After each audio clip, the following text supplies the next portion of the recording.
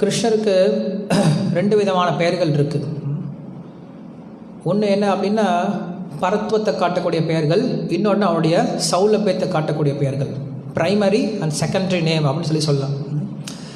இதை ஹரிதாஸ் டாக்கூர் தன்னுடைய ஹரிநாம சிந்தாமணி அப்படின்ற ஒரு கிரந்தத்தில் விளக்கிட்டுருக்கார்.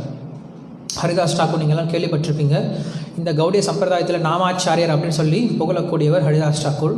ஸோ அவர்கிட்ட சைத்தன்ய மகாபிரபு கேட்குறார், இந்த நாமத்தினுடைய மகிமையை எடுத்து சொல்லுங்கள் அப்படின்னு சொல்லி கேட்கும் பொழுது, பகவானுடைய நாமங்கள் அநேகமானவை, எண்ணிலடங்காதவை அப்படின்னு சொல்லிட்டு அந்த பகவானுடைய நாமங்களை நம்ம ரெண்டாக பிரிக்கலாம் அப்படின்னு சொல்கிறார்.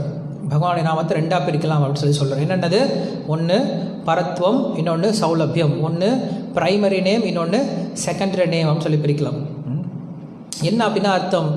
பிரைமரி நேம் செகண்டரி நேம்னு என்ன அர்த்தம்? பிரைமரி நேம் அப்படின்னா பகவானுடைய குணங்களை நேரடியாக, பகவானுடைய ரூபத்தை நேரடியாக சொல்லக்கூடிய, பகவானுடைய லீலைக்கு நேரடியாக தொடரக்கூடிய ஒரு சில பெயர்கள் தான் என்ன சொல்கிறோம்? பிரைமரி நேம் இல்லை சௌலபியம் அப்படின்னு சொல்கிறோம்.